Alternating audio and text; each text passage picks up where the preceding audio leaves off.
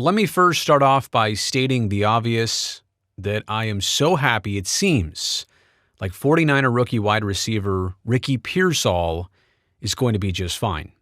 And by just fine, I mean get to live the rest of his life, will probably resume his football career at some point after this recovery. But quite honestly, that seems so unimportant in this moment here and now, considering what happened to him today at 3:30 in the afternoon. And honestly, I get goosebumps to think that I was literally right down the street from him in San Francisco. We were starting a pregame show at 3:30. He was in Union Square, San Francisco's shopping district. He was the victim of an attempted robbery. There was some fight over the weapon. And just going back to the time, place, and date, 3:30 on a Saturday, on a holiday weekend in the middle of downtown San Francisco. Now, I'm not here to say that there is a time and a place that you might become the victim of a robbery, but it's so crazy in broad daylight, in public, in front of so many, that something like this would transpire. And from what we understand, he was maybe between autograph sessions. I looked it up. Somebody said he was going to an autograph session. I also saw that at 1 o'clock in the afternoon, he was supposed to be at the Cow Palace south of San Francisco for either a card show or an autograph function. And the reports were that he was headed to another one at about 3:30. So whatever he was doing, all of it seemingly innocent, but he was headed somewhere. And this attempted robbery, they say, and again, all of this is based on accounts and reports. And it is important to also sift through this carefully. I'll talk about that later on, how to learn from gauging what happened today as it happened in real time. But the attempted robbery was reportedly over the Rolex on his wrist. And then because of that, there is some type of altercation, physical altercation. The weapon gets involved. Obviously, Ricky was shot. The suspect was also shot. By the way, the suspect, I'll tell you more about him. He's currently in custody, just as Ricky Pearsall tonight is spending the evening in the hospital. But I also think we should stop right here and understand we might have been inches away from tragedy today. I mean, as bad as this is, as gruesome as it sounds, as brutal as it sounds, I mean, how close were we literally to this being so much worse? And I'm thankful that it wasn't. Sometimes you got to count your lucky stars in that manner. We saw some of the witness video of him getting on the stretcher. This was shortly after the incident. I knew as soon as we heard about this, eventually we would see it. We would either see the altercation, we would see what happened. There are security cameras all over the place. In Union Square, between shops and stores and restaurants and office buildings, and not to mention we live in 2024, and especially in the heart of San Francisco, with tourists all around, everybody's got a phone. You would have imagined somebody captured actually what happened or the moments following it. But all we have as of right now when I record this is the video of him standing and walking around and getting treatment and holding a compress to what appeared to be, I guess, his right pectoral region. Hard to see whether it was an arm or part of the chest, but something on this right upper side of the body here, covered in a bunch of blood, still had his pants on, didn't have his shirt on, but he was being tended to by EMS personnel and under his own power made his way to the stretcher. He did physically look, obviously, like he was in pain and discomfort. You'd have to imagine, after just getting shot to some degree, whether it was grazed or the bullet went through or was still lodged in him. I don't even care to consider those gruesome details right now, but to some degree, he was greatly affected and injured by this. So he goes into the ambulance on the stretcher, and that's the last we see of Ricky Pearsall. The suspect is a 17-year-old male from Tracy. And if you're not familiar with the geography here, Tracy is, at least 60 miles driving? Probably more, 60 to 80 miles east of San Francisco. It's honestly even not necessarily considered in the Bay Area.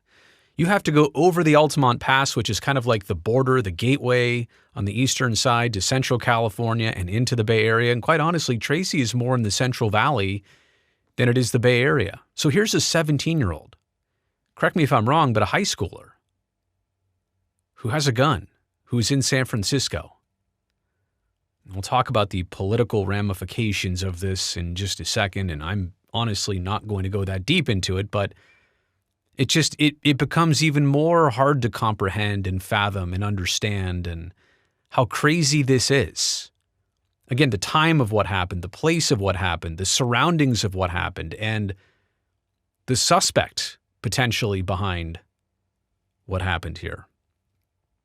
And all of this, by the way, on the heels of the last couple days where it's been interesting for professional sports, just as we ramp up into the busy season of college football starting.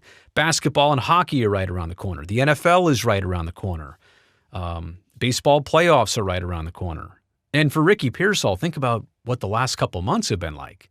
Getting drafted into the NFL, first round, first overall pick by the 49ers. That must have been a life changer for him. Then he does training camp. The shoulder injury crops up. There's some concern about would he or would he not play, and with Brandon Ayuk's situation. And I mean, all of this seems so trivial right now as we think about what happened to him today. But all of that was kind of the main story. When would he play? Would he be healthy? How would his rookie season go? That was like the headline surrounding Ricky Pearsall. And then this, right before, like literally the weekend before the NFL season was about to start. But I go back real quick. I didn't get to make that point fully. On the heels of a couple days ago, the hockey world was stunned. Losing Johnny Gaudreau and his brother Matthew in that tragic bike accident, killed by a drunk driver on the East Coast, as both of them were set to attend their sister's wedding that obviously didn't happen on Friday. So on the heels of that tragic death of one well-known hockey player, his brother who is also well-known and loved, and now this, an NFL player, again, probably inches away from having a life-altering or life-ending moment in downtown San Francisco today. It's just a lot for the sports world to process, like the unbelievable news when it comes out. And by the way, that's kind of the next thing I want to get into here, the next point I want to make. When stories are unfolding like this, it's so important to do two things. Number one, be patient for the details. We initially heard a whole bunch of things that I won't even repeat here. And even today, tonight, as I make this video and publish it, we'll probably find out more precise information and understand what happened in the days to come. You could clearly understand that it was pretty quick to know it was Ricky Pearsall. But exactly what happened, where it happened, why it happened, who was involved, all that was a bit sketchy, and especially with social media as the main source and eventually some video came out. You have to be patient, number one. You also have to not jump to conclusions until you've at least sourced some trustworthiness. What do I mean by that? Even if you trust one person, that's great. And if they're accurate most of the time and they get most things right, that's great. But you are so better served in following situations like this, going from a variety of multiple people and places and outlets and sources that you trust to help put it all together in the beginning, in the middle, ultimately at the end, as you try and understand what happened here. So that's just my learning experience from today, is to really source trustworthiness. You can't just trust one. Take a couple people that you trust, put them together, try and paint the picture from what they're giving you information-wise. And I'll close it with this, because I know a lot of people are saying, well, politically, and how about the image of San Francisco and the problems the city has had, and isn't this a perfect opportunity to make points because of that? And to be quite honest with you, you're not going to stop people from doing that. I know San Francisco's got some things going on. Every place has some things going on. I'm not going to dive deep into this. I'm really not going to. I will say it's clear to read things from surface level and understand that the trajectory of the city and the way things have been going, some of this falls in line with that, no question. But also to use something like this because it's a public figure, because it's a well-known person, because this is a high-profile situation, to try and gain leverage for your political points because of that, to try and ride this wave of like so tragic attention, but it's attention. And some people don't care whether the attention is tragic or innocent. In this case, it was tragic, trying to ride somebody else's wave to make your own political points.